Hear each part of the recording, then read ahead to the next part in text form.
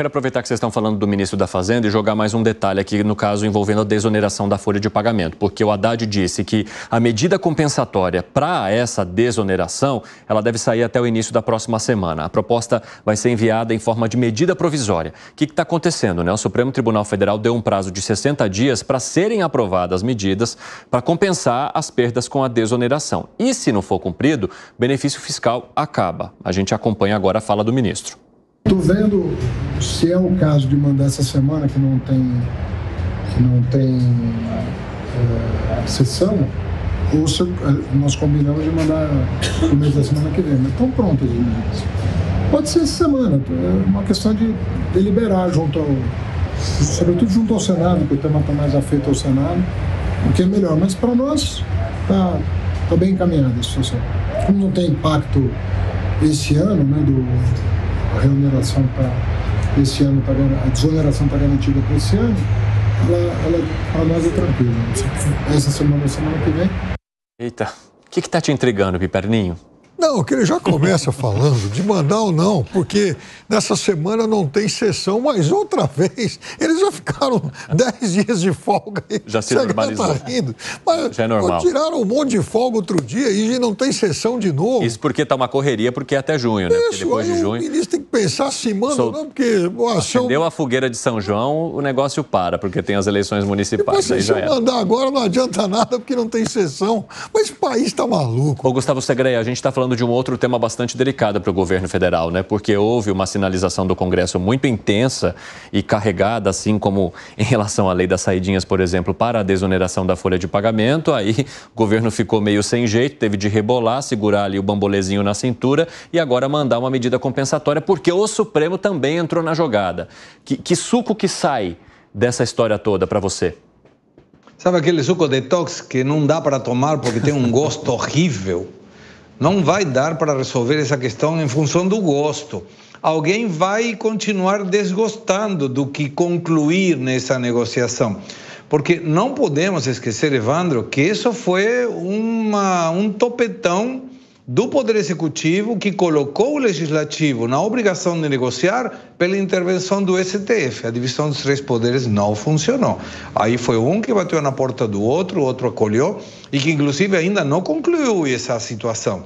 Tem que ver como vai ficar no plenário para ver se tira ou não tira, eliminar. Eu confesso, já estou quase perdido, sem saber se o plenário vai trabalhar para derrubar a liminar, para manter a liminar do Sanin, se a liminar vai ficar, não vai ficar, como que vai terminar. E esse é um problema de insegurança jurídica que os investidores, sobretudo do exterior, olham com muita atenção. Porque não é a mesma coisa você fazer um orçamento colocando que vai pagar uma determinada quantia por encargas sociais e depois termina pagando uma outra porque interveio um poder que não estava dentro da tua mira. Ou seja, o que é poder? Legislação, lei, Congresso. Ponto. O Poder Executivo tem a opção de vetar e o fez. O Poder Legislativo tem a opção de derrubar o veto e o fez. Aí aparece o terceiro poder que diz, não, eu não gostei não, é inconstitucional. Tá, ok, se é constitucional então tá derrubado. Não, mas se é constitucional a partir do ano que vem, então nesse ano continua valendo.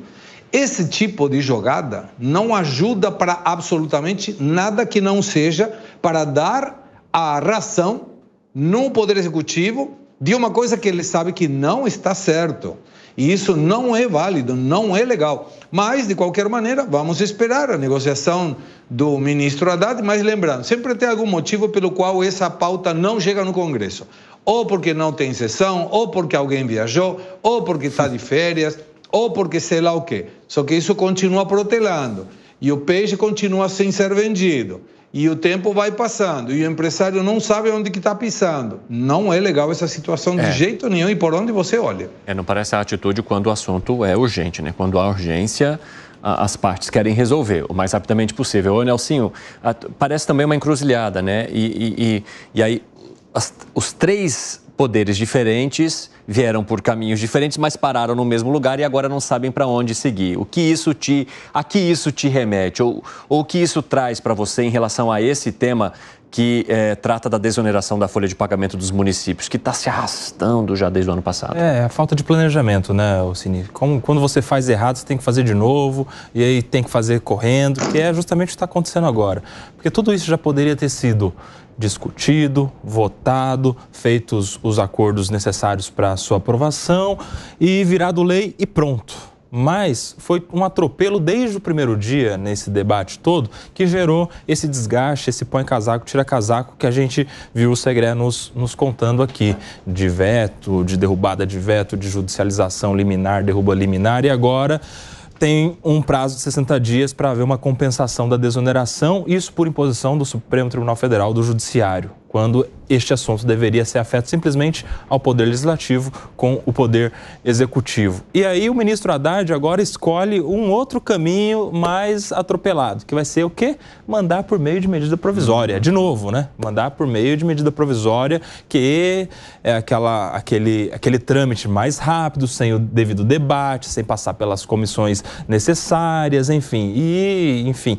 Já vai gerar um outro atropelo naturalmente. Parece que eles não aprenderam o caminho do debate, da calma, e que se você faz uma vez só, bem planejado, conversado, com a participação de todos, você não precisa ficar fazendo retrabalho, como é o caso aí dessa discussão a respeito da desoneração e agora da compensação da desoneração. E foi, Piper? Não, Nelson, eu critiquei muito a medida provisória do final do ano, né? Aquilo, para mim, atrapalhou muito, tumultuou o governo. Né? Sim, o governo tomou ali uma medida, deu um passo totalmente equivocado.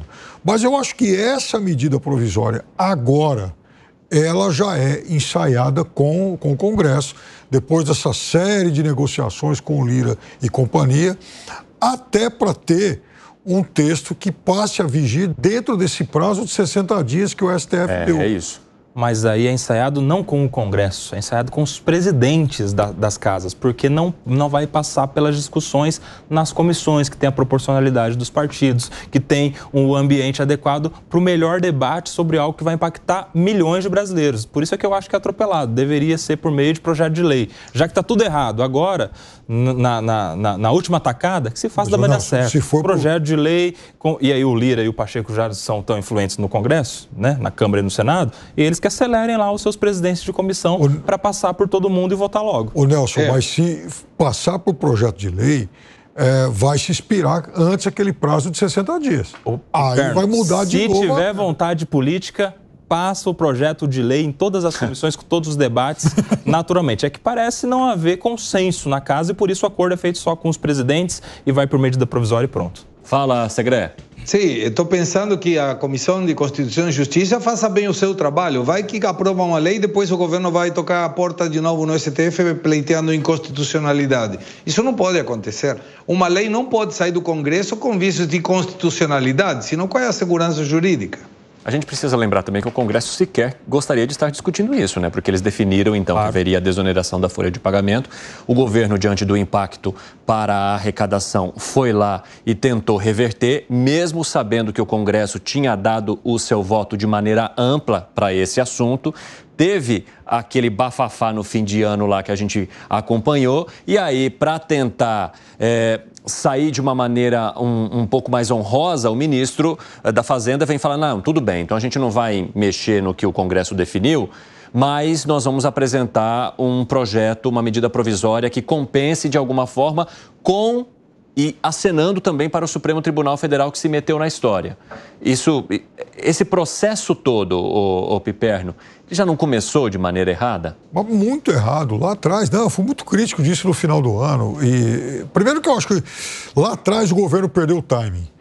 Porque o governo tenta essa medida, envia essa medida provisória poucos dias após a aprovação. Aquilo não tinha o menor cabimento. Terceiro turno. Exatamente, terceiro turno. E naquele momento, inclusive, eu até elogiei o texto que o governo enviou, mas no timing errado, na forma errada. O texto era melhor do que a lei aprovada. Só que aí Inês era morta, acabou, já tinha sido votado e encerra a discussão ali. Então, o governo tentou esse terceiro turno. O problema é que, já que ia tentar esse terceiro turno, então já fosse direto lá para o STF de uma vez. Ou seja, essa discussão ela foi se arrastando por mais 3, 4 meses por conta dessa tentativa desastrada de empurrar via MP.